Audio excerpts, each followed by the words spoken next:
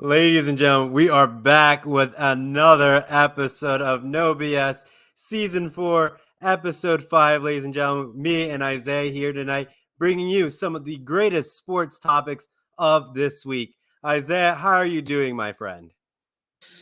Doing pretty good, Trevor. The weather here is getting so much better now. It's so clear and obvious that summer is in the air. It's 73 degrees today. Uh, it's now good for like light jacket weather.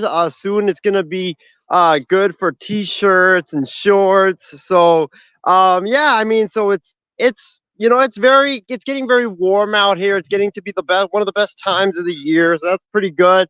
Um, my LSU Lady Tigers, who we'll talk about later on or tonight to start the show, they unfortunately lost. So I really wanted Kim Mulkey and LSU to win, but sadly that didn't happen. But hey, it was a great week. Got to go to opening day. Baseball is officially back. And Trevor, what's funny is like when I was at the A's game, the A's were already losing 8-0, and me and my friends decided to get a couple of drinks. And what's funny is I was sitting next to the bullpen, right? And I was sitting next to the bullpen, and there was this one pitcher in particular that I really wanted to just get a photo with him.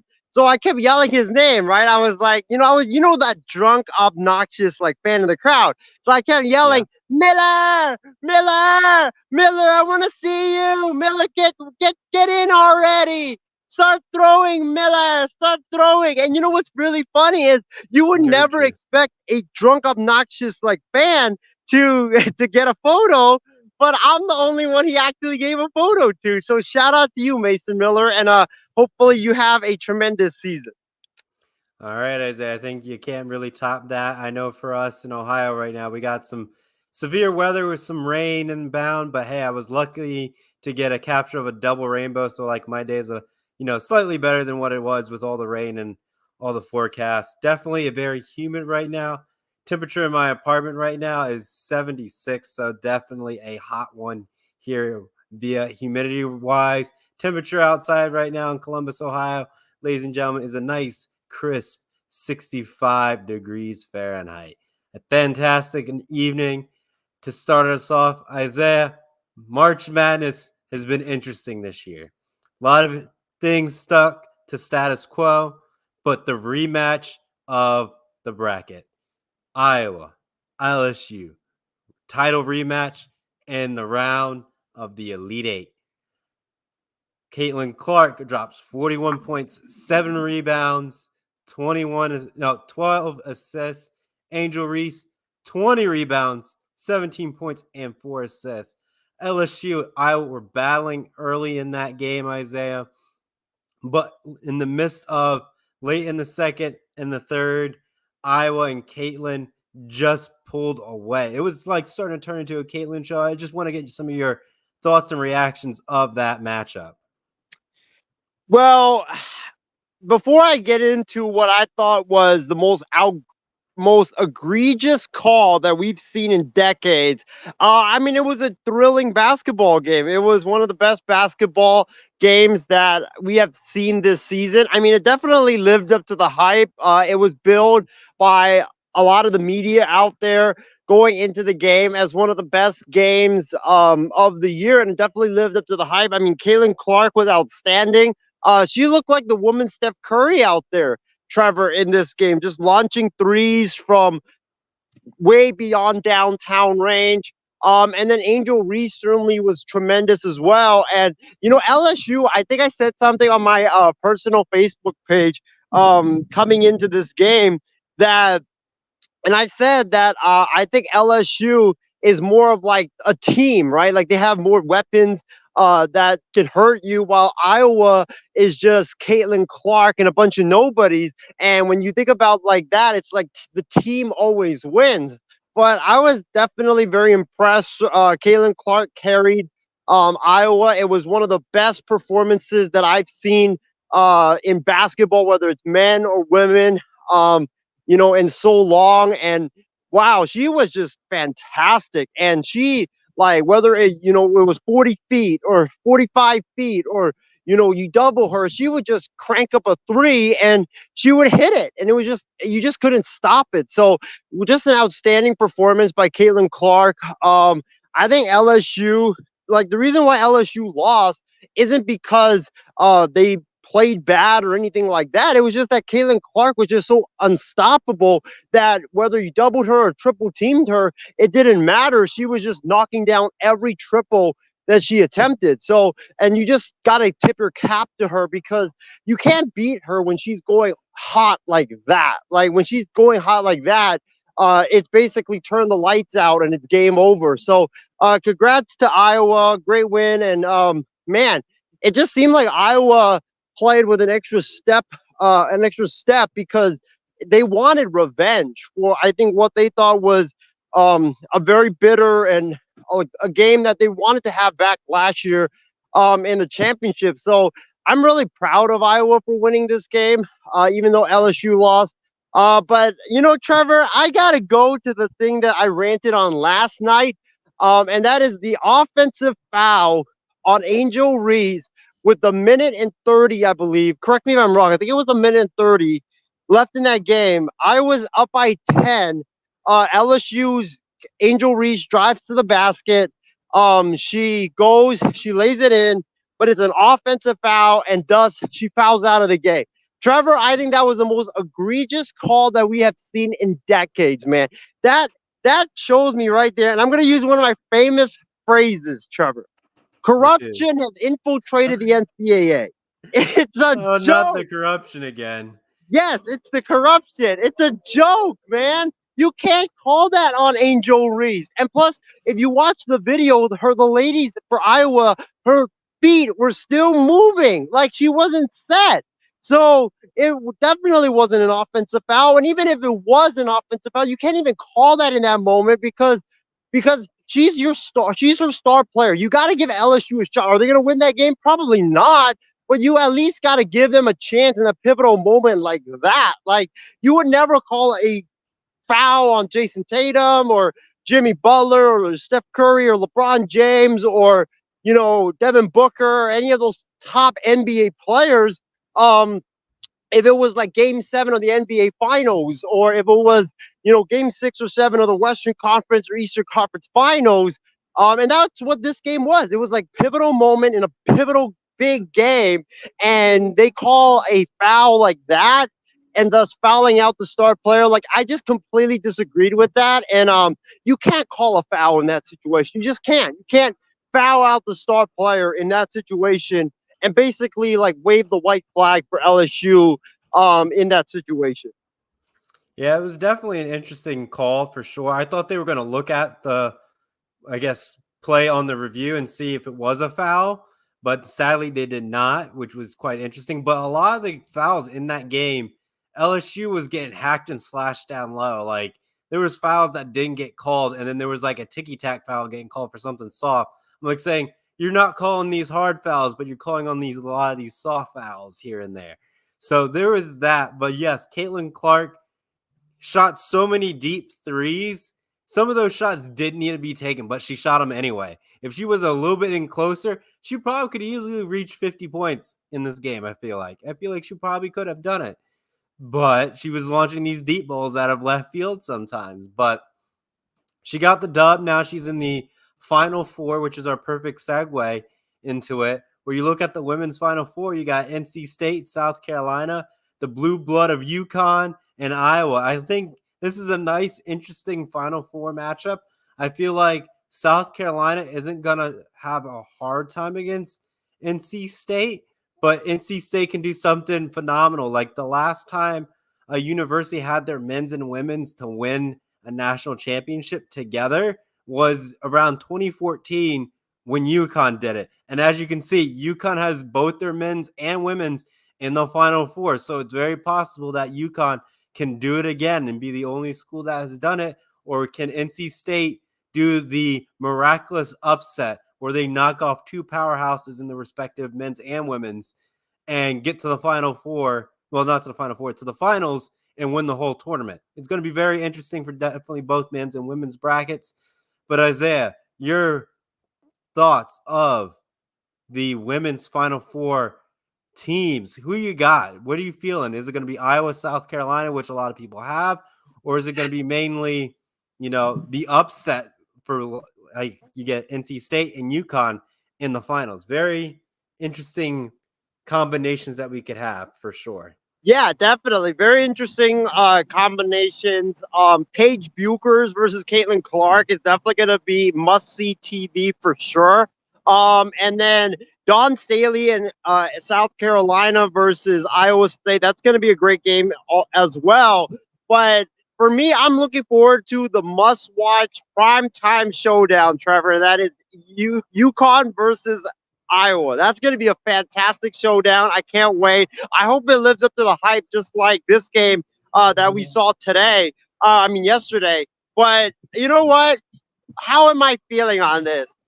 I'm gonna go, Trevor. I'm gonna go with NC State in an upset over South Carolina. I think that they're just playing really incredible, magical basketball right now. And then, that's what March Madness is about. If you get hot, like it's very, very tough to stop the team that's very hot. So I'm gonna go with NC State to beat South Carolina, and then in the other game, Iowa versus UConn, that's a tough one because I think it's going to be back and forth, back and forth, back and forth. And I think it's going to go down to the wire. And you know what? I think a late three by Caitlin Clark helped Iowa and propels them to the NCAA national championship game with a win over UConn. I think they're just better. I think Caitlin Clark's better than Buchers. Buchers definitely is no slouch though, but I think Caitlin Clark, she's definitely more, she's definitely better and she's more explosive. And I think that for Iowa, they're just that team that's like on a mission for revenge right now. I think so too. Iowa's definitely on a mission. But if you look at South Carolina, Isaiah, like the last time they lost a game minus like March Madness was like last year almost. Like they lost 3 games, and then after that, they never lost a game. Like they're on a stretch of staying undefeated right now. It's miraculous on how they did it. I think like the time that they lost those 3 games, they ended up winning the national title, I believe, that year. But ever since then, they haven't really lost. So they're like a team that is just a field house favorite. And it's like the nice saga to complete Caitlin Clark's, college, collegiate career. And this, so going up against the juggernaut of South Carolina, perfect. But at the same time, America loves a good underdog story with NC State doing it. I think them being an underdog and having their men's team also being an underdog in this scenario, I think they got that heart in them. They also got that dog in them, even though it's a wolf. But hey, they still got that dog in them to do something crazy. Pulling up the upset with South Carolina in the women's bracket, definitely something key and critical for it. But I think it's just going to be tough to beat South Carolina. It's a tall task. Can it be done? Certainly. But it depends how NC State comes out in the gate in this game. Are they going to be fierce? Are they going to play timid? Are they going to be very cautious on how they play? They got to just go after South Carolina. I think that's the only way for it. UConn and Iowa, definitely one of those matchups where it's going to boil down to turnovers, second chance shots, and how the refs are going to call some of those fouls. I think that's what it is. And I was even looking at the prices for those for the double session. It's over like $1,000 to get in this game for the women's Final Four up in Cleveland. Yes, it's 2 hours away from me, but just being there and be able to drive up to it to see that experience, it's probably second to none. But just the sheer cost of it, because it's probably because of Caitlin Clark and driving up that price. If the LSU would have won, I feel like that price would have been a little bit lower, but since it's Caitlin Clark's last campaign, her last dance, I think it's worthwhile if you're able to make the trip up to Cleveland. And to make matters even worse, you got the eclipse on that Monday. So Cleveland is just going to be jam-packed with March Wow, Madness what a for day. women and the eclipse on Monday. So if you're up in Cleveland, stay safe with all the craziness going on for sure. Don't forget about the Cleveland Guardians, Trevor. It's their home opener as well that day. So, So I much mean, going on. too much going. You have baseball, you got basketball, you got the eclipse. I mean, I'm surprised, Trevor, that there isn't a rock concert as well going on with a famous rock artist there in Cleveland. Hey, anything's possible in this time span. But Yeah, exactly. let's look at the side of the men's bracket. The men's bracket we got right now, we got NC State and Purdue, DJ and Zach. Beautiful matchup. Two big men clashing it out. I think this is the game that everyone's anticipating. Everyone wants to watch. Will Purdue complete the being a 1 seed and losing to a 16 and winning a national title to create that narrative where it's like if you're a 1 seed, you lose that 1 year and then you come back the following year as a 1 seed and win it all again? Can you keep that pattern going, or is it just a fluke and only Virginia could do it special? But then you also in the second game you have Alabama and UConn. Alabama knocked off North Carolina. They kept dancing in the tournament. UConn, another traditional blue blood that they have been, they took care of business. They've knocked off teams. They've been fortunate. And now they have a chance to reach another finals appearance. Isaiah, the men's bracket. I know you just want to go to town with NC State. Before you go to that, let's talk about Alabama and UConn. Oh, Alabama, UConn. Okay. You know what? This is like when I first saw this matchup, I was like, "Am I watching football? Am I watching college football?" Because this seems like a very likely college football matchup and a very unlikely basketball matchup. So I gotta give Alabama credit. They knocked off the team that I picked to win it all, which was UNC. They had really good 3-point shooting. The defense was very stingy down the stretch. And Alabama played out exceptional basketball late in the game to seal the deal. And UNC made some turnovers late, which cost them. But Alabama's a team that I think could definitely win it all. I think Nate Oates has definitely resuscitated that program. And everybody talks about Alabama football and all the championships that they won and Nick Saban and all that stuff.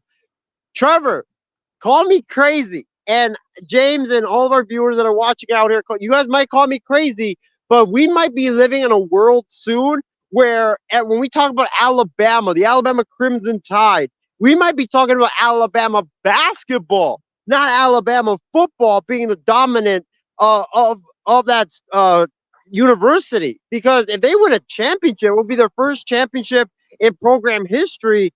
Like everybody would be like, wow, Alabama basketball, Alabama basketball. And remember, it only takes one championship to start the bandwagon. So the thing is, if Alabama wins it, like everybody's going to be jumping on that Alabama bandwagon. So for me, I know James says that UConn's going to win it all. I disagree completely. Trevor, I am rolling with the Tide in this game.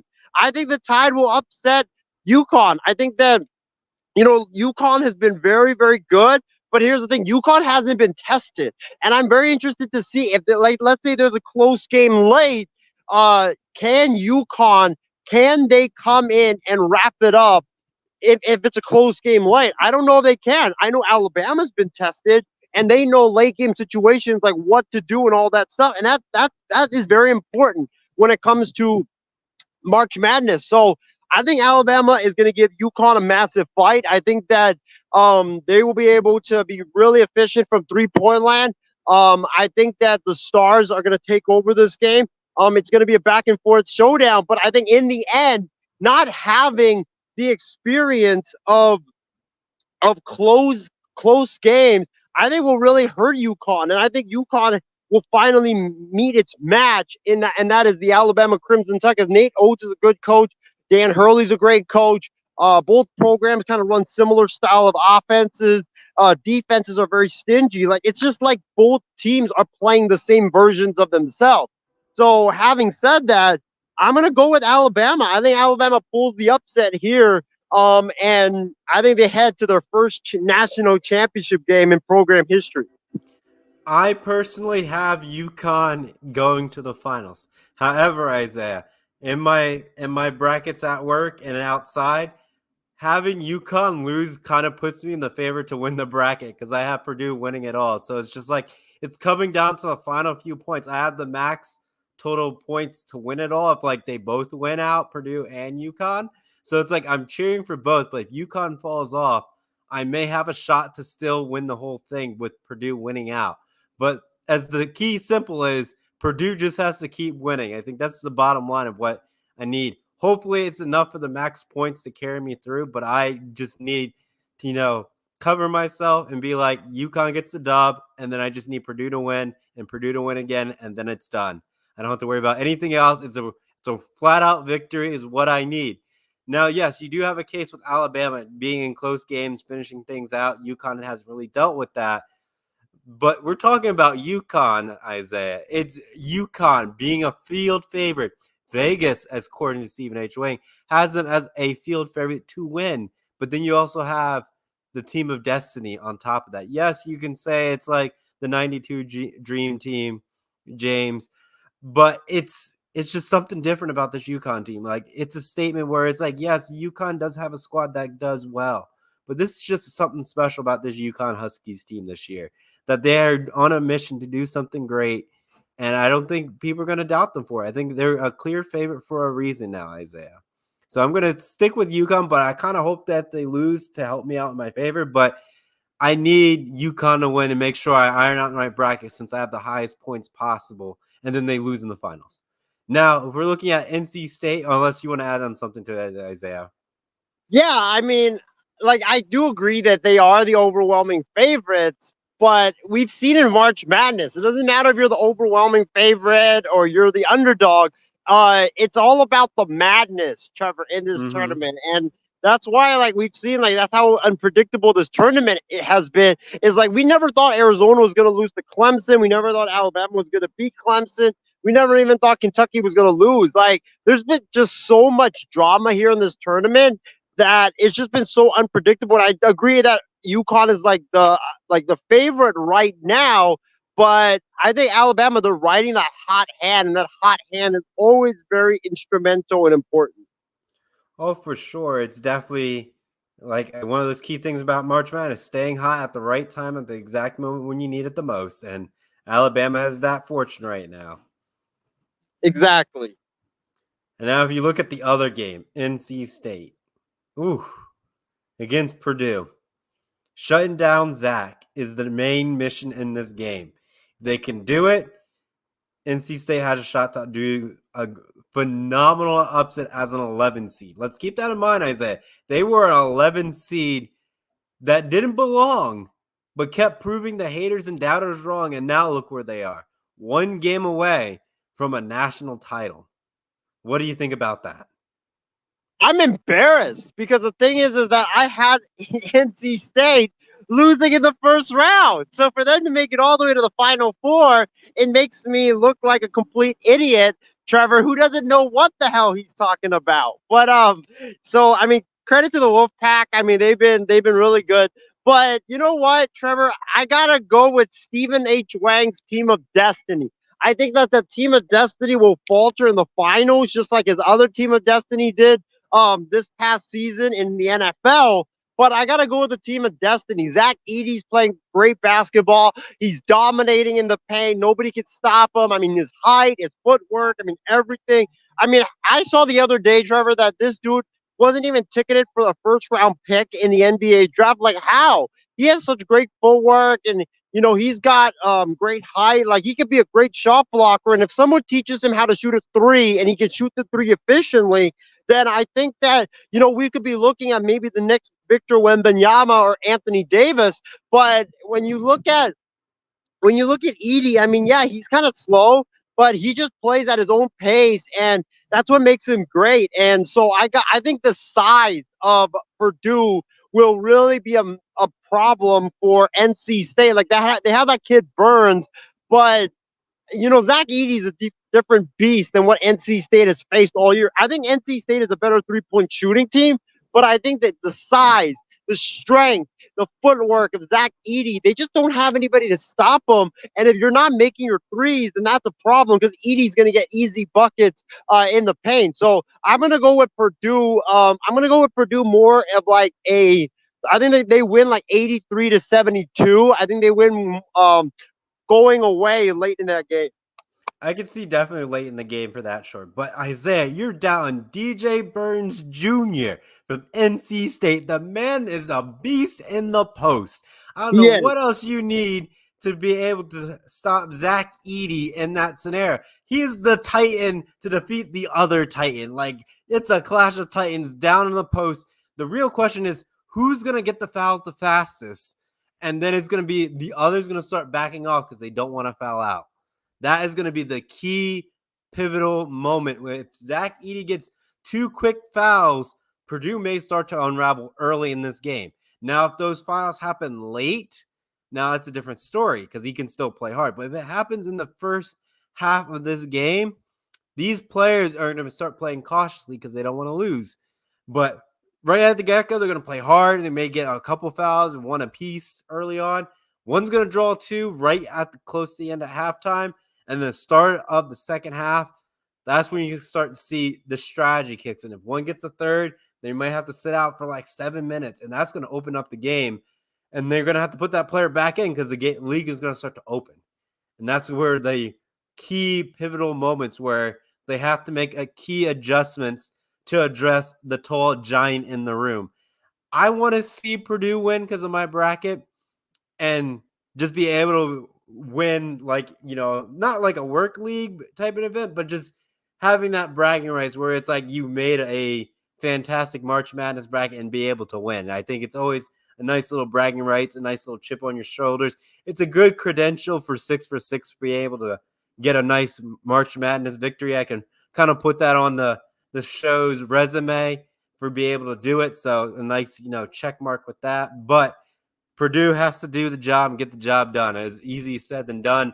But like I said, it's going to be the game of fouls and how these fouls are going to be called against those two gentlemen.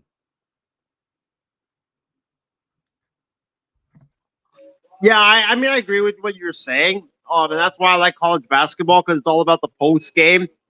And I thrive in the post, so that's what I really like about it. But yeah, I mean, I think that it's going to come down to if Edie gets in. It kind of reminds me of Gonzaga and Chet Holmgren. You remember that year where Gonzaga had Chet Holmgren and they went to the Final Four, but then they lost because Chet Holmgren got into foul trouble, and then the rest of the Gonzaga players were playing timid. They were playing like very cautious because they didn't want to get into foul trouble. Chet himself wasn't his usual self because he was getting into foul trouble. Like it might come down to that, and if it's that situation, then oh boy, yeah, it's definitely not going to fare well for Purdue if it ends up happening because NC State has a lot of momentum right now, being the hot team, and they're playing with nothing to lose. That's what is very dangerous about them. They're playing with house money, as we like to say, Isaiah. Playing with that house money. So there's nothing else better to do. It's like Purdue, UConn most likely, but for you, it's Purdue and Alabama. Very classic right there. Big Ten SEC at its finest if that happens, but you can have the Big East and the Big Ten going at it as well, or you have the ACC and the SEC. A lot of good combinations for the men's side. I think we're in for a full game of great action for both men's and women's. I don't think we can ask for a better Final Four for both brackets. So definitely going to be our hands full for the next coming up week, and let's finish out this March Madness. Let's put on the final song for this ballad, and we'll crown ourselves a champion in March Madness. Yes, let's finish out this March Madness, and then boom, guess what? Happens like literally a week after March Madness, Trevor. We have the NBA playoffs, the play-in tournament starting. So you think like, oh, we want to slow down the adrenaline and the energy from like big time, amazing, clutch basketball games. Well, you're gonna be wrong because we got the NBA playoffs happening, and then after that, I mean, yeah, the NBA playoffs. Yeah, it's a best of 7, but I mean, this year it's kind of like wide open, so you don't know what's going to happen. I know it's a perfect segue, but you got to believe in my Orlando Magic, Isaiah. I said it first. Back in COVID, they were a team. They got rid of everybody. Now they're back. Now we can start saying they're back. They got the magic in me, and they're going to be able to pull it off. But we're talking about the 76ers now, not about my Orlando Magic in this week's episode. another episode for the Orlando Magic. We'll probably put that on at some point, ladies and gentlemen. But we got to talk about Joel Embiid When they clinch, returning. we will put it there. When they clinch a playoff spot, we will. When they clinch, certainly. And then I can be up and have a nice discussion about my Orlando Magic and how great of a franchise that they are.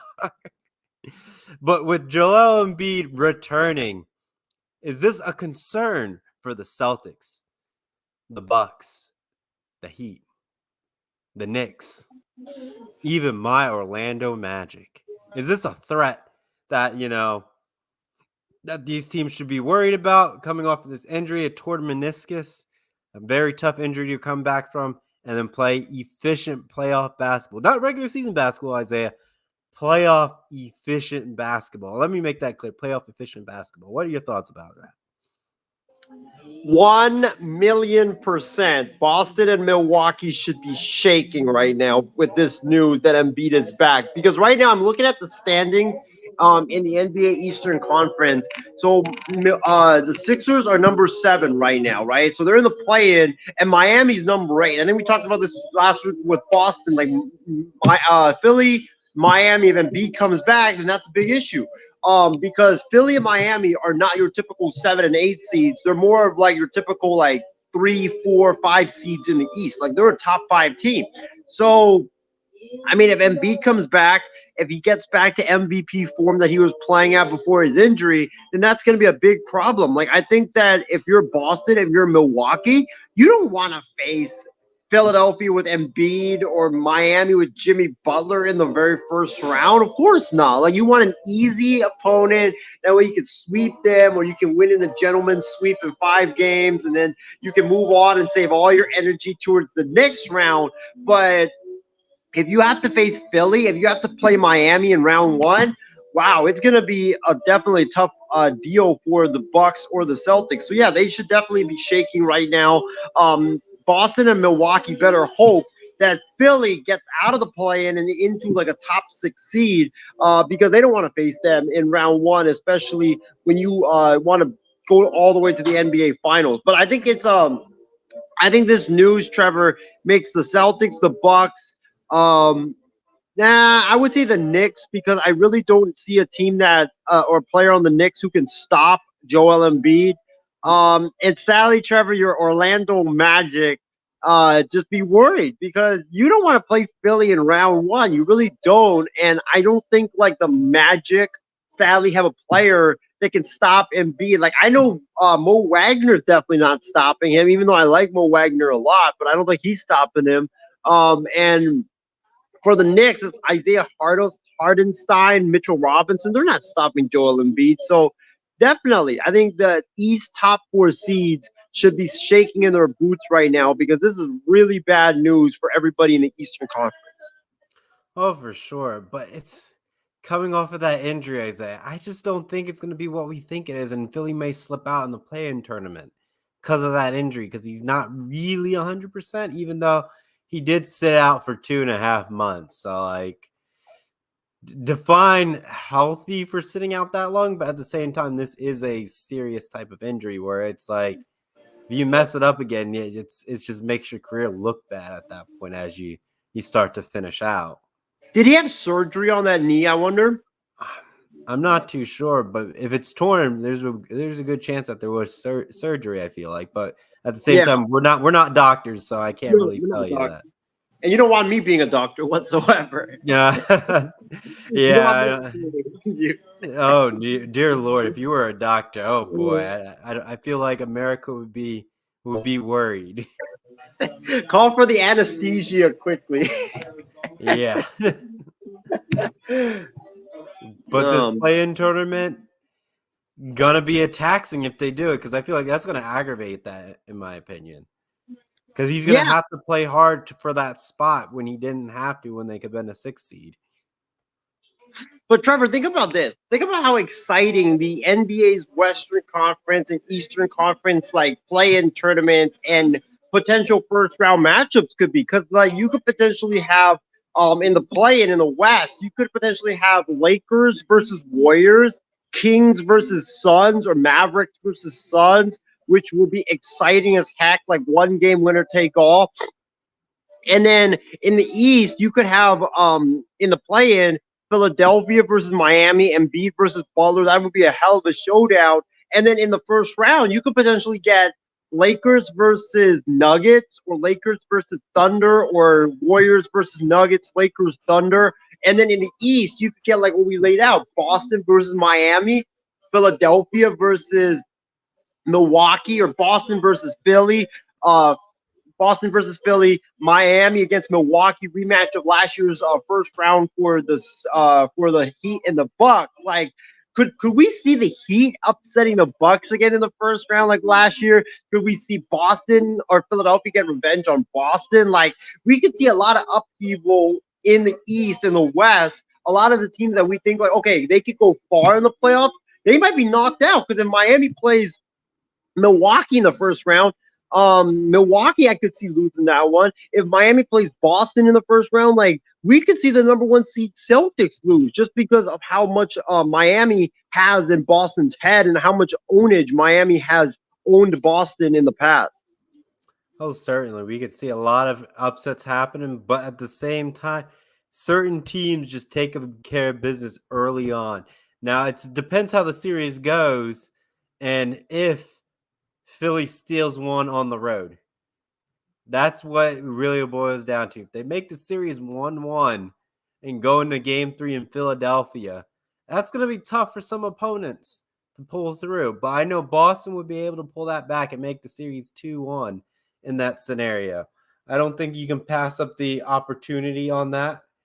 But, Isaiah, the 76ers, they're going to trust this process in Joel Yeah. Embiid to be able to hang in there as best they can. But I don't think it's enough, and I think they're going to fall out. I don't think they're going to have a great run in the playoffs because of this injury. Well, for me, it depends. If they play Boston, I think that Boston will beat them because Boston has owned Philly in the past. If they play Milwaukee, though, I think they'll upset Miami because Milwaukee's defense is one of the worst in the NBA. And I mean, Giannis versus Embiid will be a great matchup. But I just think that like the Sixers have better 3-point shooting than Milwaukee. And the thing with Milwaukee is ever since they fired Adrian Griffin and hired Doc Rivers, they're 13 and 15, which is like they're very mediocre. So their record is kind of like a tale of two halves, per se. So I mean, I think Milwaukee is definitely in trouble if Philadelphia plays them. So it really depends on the matchup. Like if the Lakers play the Nuggets, I think the Lakers right now could upset Denver just because of how close those games have gone. And certainly like Boston and Miami, and also Philadelphia and Milwaukee. But let's say if Philadelphia has to play like the Knicks, right? If they get out, they play the Knicks, then I think they can upset them. But if they play Boston, Boston has just been their kryptonite for years. But you don't. But if for Boston, you don't want Miami or Milwaukee just because you want that easy series in round one. Yeah, but Doc Rivers knows Philly because he built that Philly team. I don't think it's going to be that hard for Milwaukee now. If Giannis gets injured, which he has done in previous postseasons, Yep. yes, Philly has a chance. However, we're talking about Giannis Antetokounmpo. He will get injured in Game 3. Let's make that clear. He has a possibility. If we probably break it down, if you look at his injury, it's always been the miss of the series, which swings the game. It's normally like a Game 3, Game 4 scenario where he goes down, and now the Bucks has to do, a roll call to hang in there, where Damian Lillard has to come up and be like, it's Dame time again. Maybe, who knows? Is it enough to beat the 76ers? That's the question. And I don't know. Like you said, they've been pretty much mediocre, pretty much average at best for the Bucks. But when we look at the playoffs, if Giannis goes down, they're bad. If Giannis stays healthy, they go far until he goes down. Like, what's the best analogy for it? It's like a car, like a new car that you buy right off the lot. It's like 2024, pick whatever car you want. And literally after the first, 1,000 miles, you have a car issue. That's what it feels like with the Bucks in the playoffs. Like they start out well. You'd be like, oh yeah, I got this new car, we're putting good miles on it, and then boom, car breaks, and the mechanic can't figure out what's wrong with it.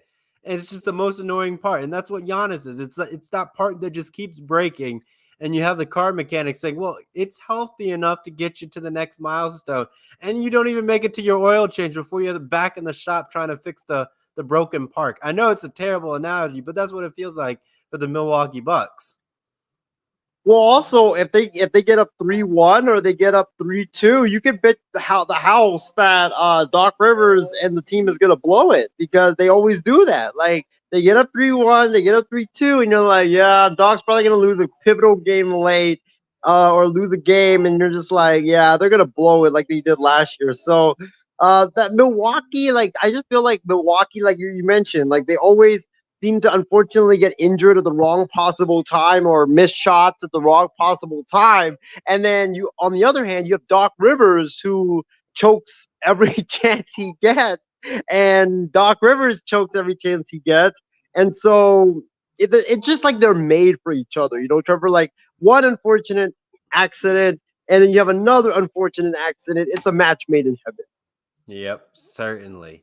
I know we can kind of wrap up the NBA and move our way on to the NFL. The Jets have been making moves this offseason, Isaiah. Would you like to give a list of what those moves have been so far for the New York Jets? They're stacking up for a playoff run, but does injury beat them again this season based on the people that they have brought on?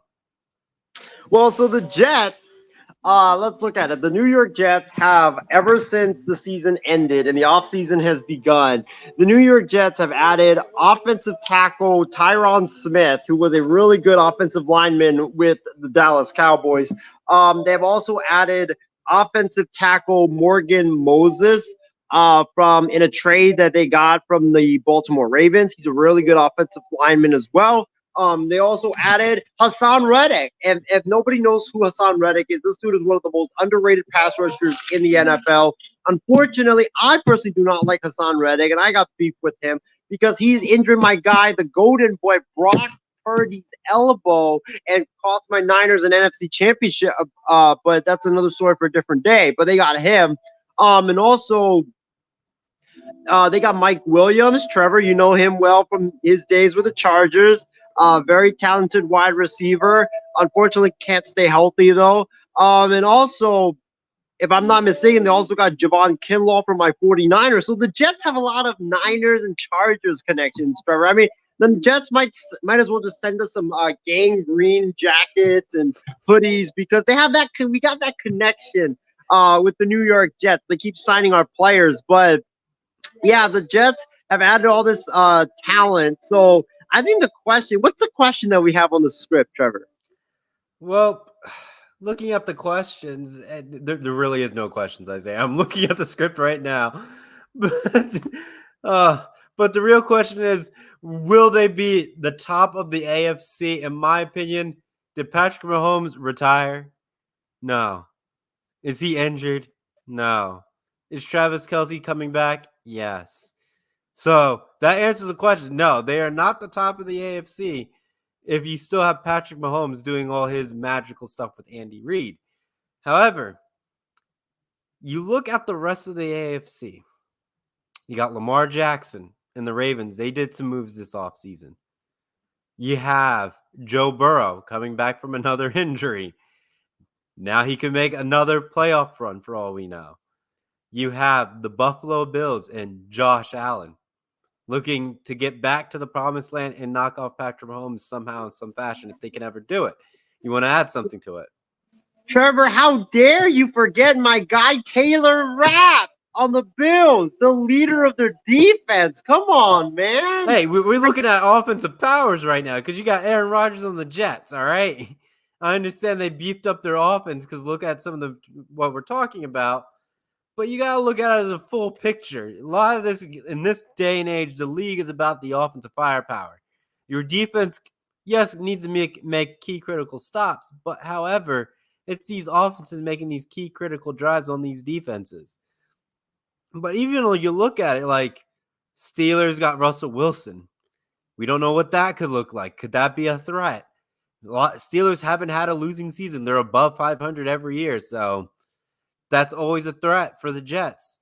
You have, the Chargers self-detonated. But then, you got to look at the, NFC for the games that they play. Also off of that, the Eagles, if they go up against the Eagles this year, going up against the Niners. There's teams that can give the Jets, a bad positioning if they lose at the wrong time.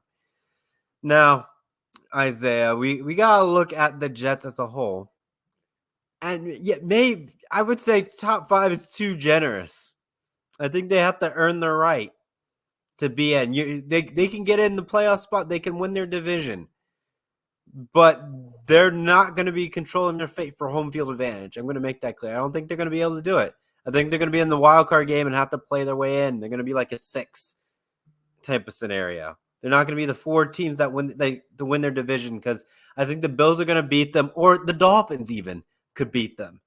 You could have 3 teams from that division getting in. It's very likely. But is it? No, it's not going to happen. It's going to maybe only be 2. And I think the Dolphins are going to be high scoring again, and then they're going to blow it on defense, which they have been doing. So we'll see. Here's what I'll say, Trevor. I disagree with you. I think the Jets, led by Aaron Rodgers, and he goes down again in week 1. Let's make that clear. Yeah, hopefully that doesn't happen, but we don't know. I mean, the Jets' offensive line is better with those moves that they made, because Smith is a beast at tackle, and Morgan Moses is a beast as well. So that should be good for the Jets. Don't forget, they also have Breece Hall as the running back, and he's a monster. They have Garrett Wilson. They have now a guy opposite of Garrett Wilson and Mike Williams, who is tremendous if he's healthy. That's a big question. And plus, they have a top 10 pick, too. So if they draft like a Brock Bowers, it would be like them adding a George Kittle or Travis Kelce for Aaron Rodgers as well, because that's how good Brock Bowers is.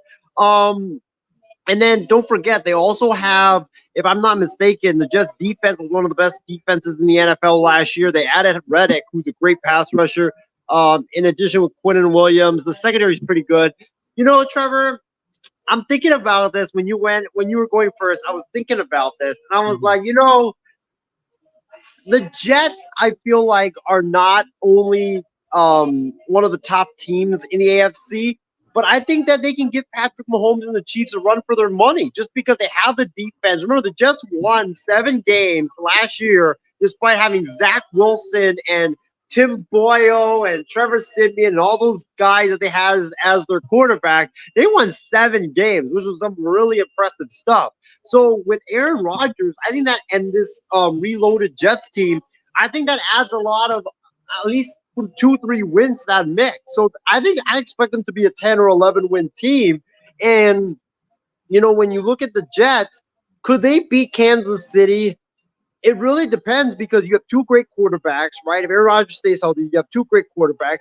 The weapons are pretty similar, because the Chiefs, they don't really have a good number 1 wide receiver. The Jets have one with Garrett Wilson, and also they have Mike Williams as well. And then tight end, definitely the Chiefs. I mean, the Chiefs have the advantage. The defense, I feel like you give the Jets the advantage because the Jets have the best defense, one of the best defenses in the NFL. Like, I get that the Bengals are coming back, the Ravens, the Chargers with Jim Harbaugh, and you have all these the Bills as well. But all these other teams besides Kansas City, they just have a lot of question marks. Like, can the Ravens finally the Ravens are like the Bucks. They always choke in the playoffs when you just least expect it. And Lamar just doesn't look good in the playoffs for some reason. The Bills, they just can't seem to get past Kansas City. So if they have to play Kansas City again, then, I don't know if they can get the monkey off their back. And then you look at other teams like the Dolphins, they always choke on defense, like you mentioned, or Tua always chokes himself. And then you have, the Chargers. I don't know. I think the Chargers will be solid. I don't think they'll be that bad. But yeah, I think right now, and then the Bengals, Joe Burrow, we don't know how he's going to be coming off the injury, because remember, he had that hand injury and also the calf. So who knows if he's going to be the same, and they lost Joe Mixon as well. I think right now, if you're looking at the AFC like power rankings wise, I would say the Jets are probably like the number two team in the AFC, and I think they can give Kansas City a run for their money. But it really like depends. It depends on the health of all these players. Like if Mike Williams can stay healthy, if Smith stays healthy, if Reddick stays healthy, if all these guys stay healthy, then I think the Jets will be great. But it really depends on their health. Like if they go to Arrowhead in January without Aaron Rodgers or without all of their key players, and they're screwed. But it really depends on their injuries. Yeah, I would definitely agree with you. The injuries are important, but you left out my man, CJ Stroud with the Yes. Texans. Oh Took my God. literally bunch of nobodies, a team that shouldn't have done well this year, took them to the playoffs and won a playoff game. I don't think we can count out CJ Stroud for him balling out this year.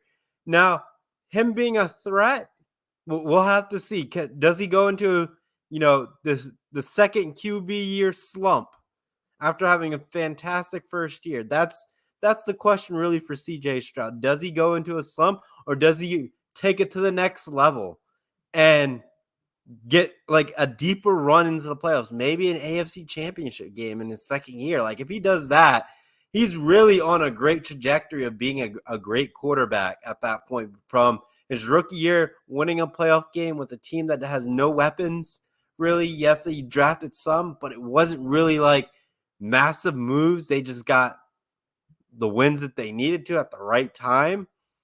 Now they're a team, I would say, to cause pandemonium. Will be like your dark horse, will be like your trap game where people are going to doubt them, saying it's the Texans. They don't have stuff.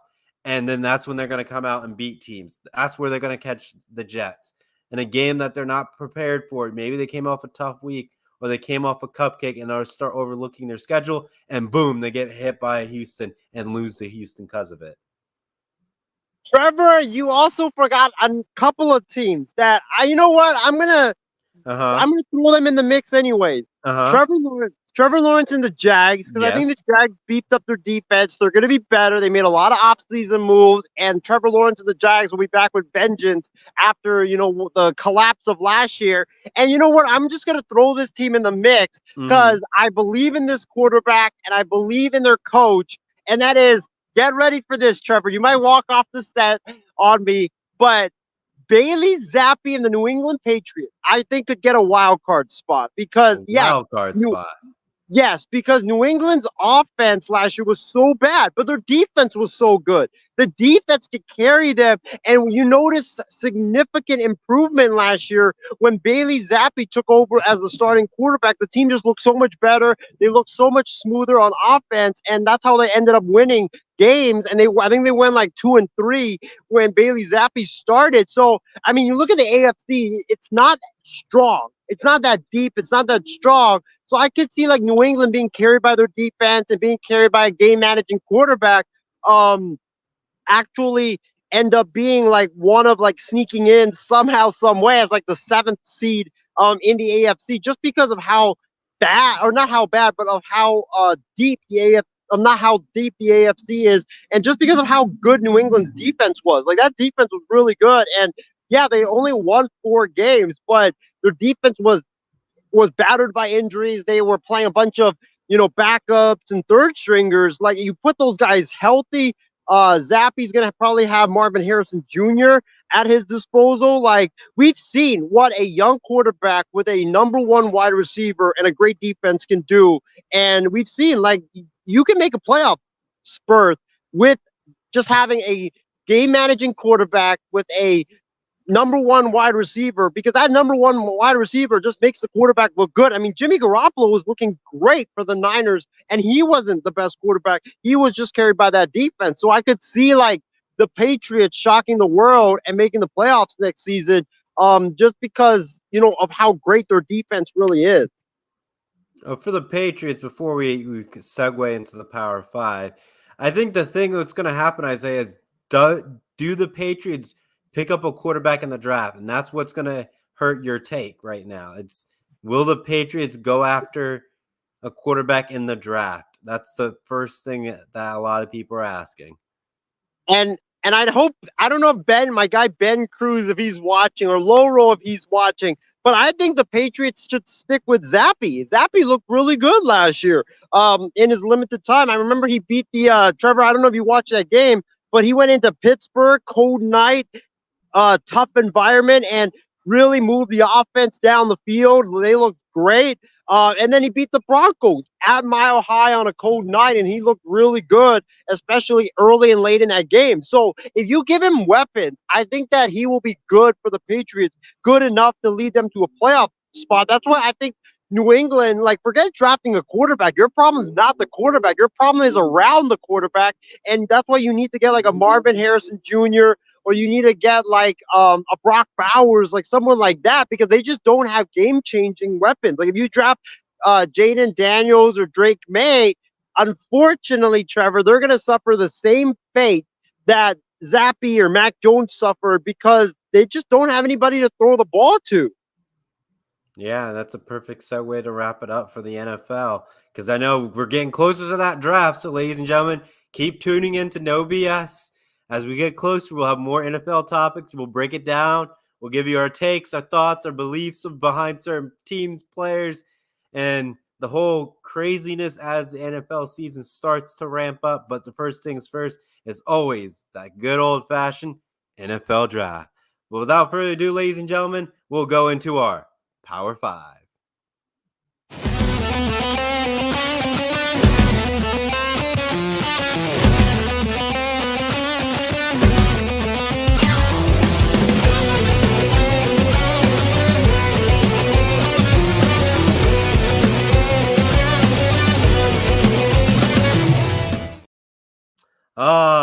Fantastic intro creation, Isaiah Leong. But for tonight's Power 5, ladies and gentlemen, I felt like we've done this one in the past on a different episode and a different season.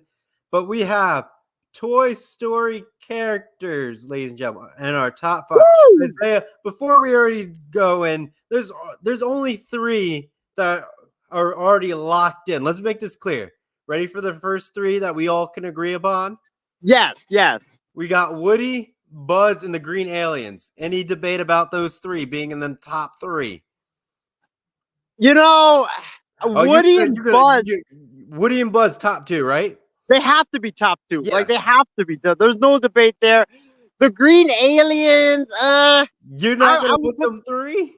No, I would put them in the top 5, but because you got to think about Mr. Potato Head as well. Like, but you got to think about Mr. Potato Head. But the Green Aliens, the claw, my friend, that is true. That is true. But you know, I do have them in my top 5. But I mean, because we're talking about 3 movies, right? Like, it's any characters from the 3 movies. That's so you also got to think about like some of the villain characters, like the Big Baby in the 3rd movie. You got Lotso, the teddy bear. The teddy bear Sid as well. The kid. Exact. Sid. You got to think about him. Andy as well. You got to think about Bo Peep, Barbie, Ken. You know, you got a long laundry list. See, exactly. That's why this list is hard. Like, I definitely agree. Buzz and Woody have to be in the top 2. If they're not in the top 2, this is not a Toy Story list. But the aliens, I don't know, because like the thing is, there's just so many great classic characters. No, the aliens are, like I said, they are top 5, but I think they're number 3 because number 4 would probably be Rex, or 5 is Rex. But then you got Slinky. You know, I'm going to move Slinky in the 5th slot. Whoa. Slinky in the 5th slot. You know, what's your power? What's your power 5, Trevor? We gotta have a discussion to make a unanimous power 5 that the people can agree upon. All right, I mean, how about Mr. Potato Head? Like, you gotta put him in there. Potato Head a 5 or a 4. Okay. He's not a 3. He's not a 3 in my opinion. I would put Slinky higher than Mr. Potato Head. Oh, this is tough. How about the dog too? That's another one. That's true, but you got the Green Army Man too. Yeah, I mean, the Green Army Man, like, hey, thanks for your service, but sadly, you know, you're gonna be out of the Power 5. You're more of like an honorable mention. Like, yeah, we're honoring your RC car as well. Oh, that is true. There's so many characters from like all 3 movies to think about. So let's start with the humans, Sid, Andy, would you put them in the Power Five? No. They'd be like honorable mentions, though. I feel like we don't get too much interactions from Andy. That's the thing. He's just like That a is true. background character.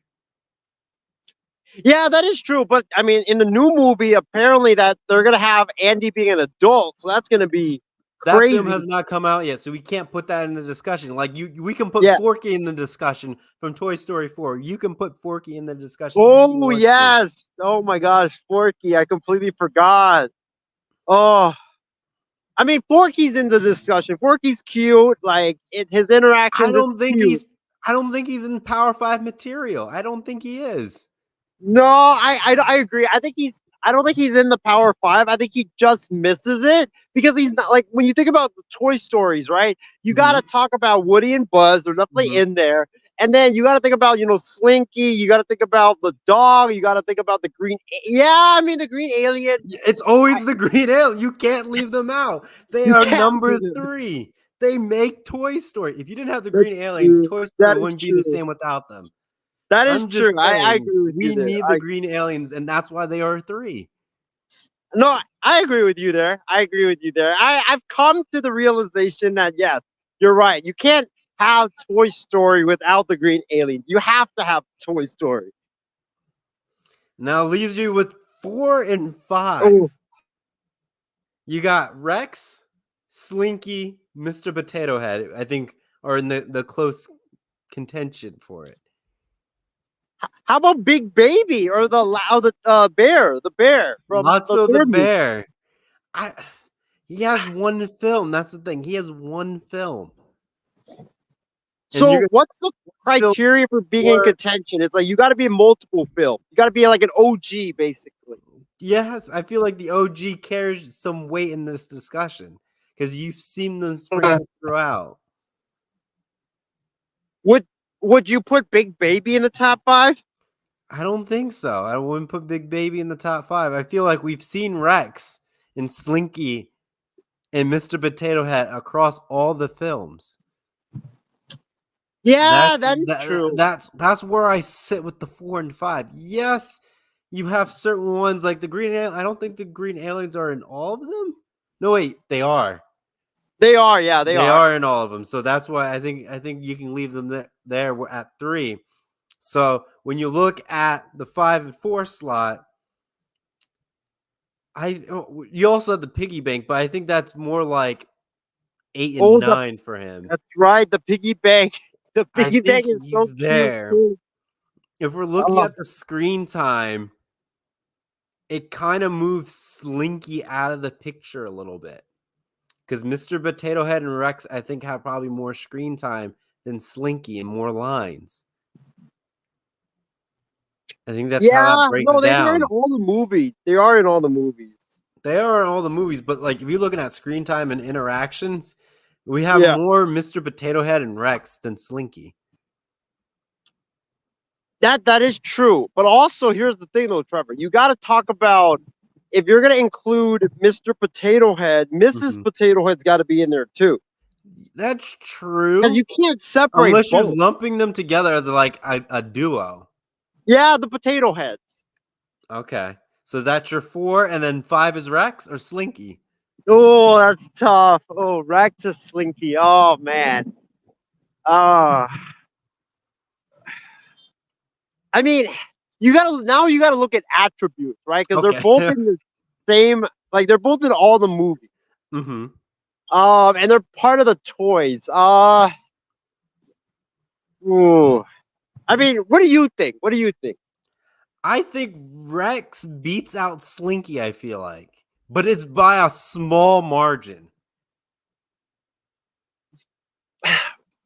What is Slinky's attributes? Like He's a Slinky, dog that can stretch. okay. But what? How about Rex? Rex is a T-Rex with short arms, but has very comedic relief in the films. I think Rex beats out Slinky because I like Slinky. Slinky is funny, but I like Rex. He's more funnier than Slinky, and you got to take that comedic value as part of it as well, though. Yep, I think that's I feel like, I think yeah. that's how it kind of shakes itself out, and then Slinky 6. That is, but I do agree. That number 5 is like a tough toss up because it's like you could go either way and you're not going You to be certainly wrong. can. Like Linky, you could put him there.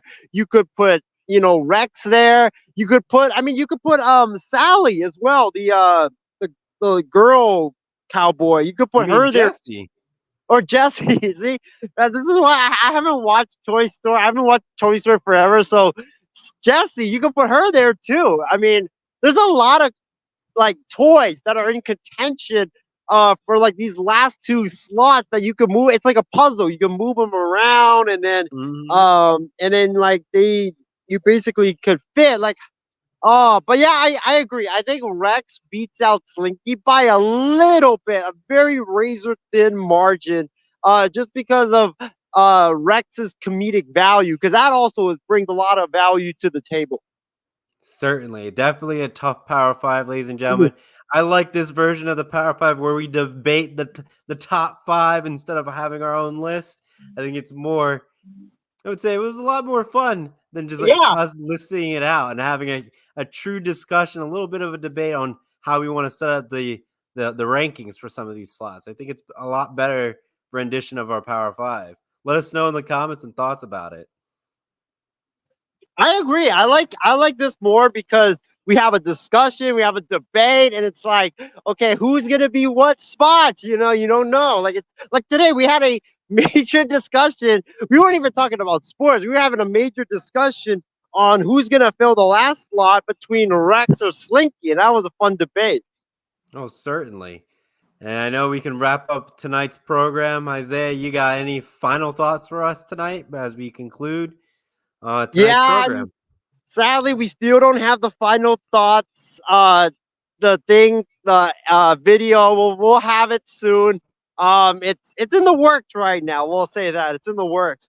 We're trying to get it all out of our flash drive, out of our beach mansion there, or Beach beach hut mansion in Cancun, ladies and gentlemen. Beach can beach beach. tent. Yes, our beach tent there in Cancun. We're trying to get it out, so we'll see. But yeah, it was a fun show. Looking forward to March Madness and what will transpire over the weekend. I'm definitely gonna watch that instead of baseball because I tried tuning in, Trevor, to baseball this past weekend, and Trevor, you won't believe this, but my Oakland A's made 13 errors over a course of 3 games. And whether you're juggling the ball and you miss catching a ball, or just trying to throw it to second base and you accidentally throw it into the dugout. I mean, a pee-wee squad could play better than how we're playing right now. It's just atrocious. But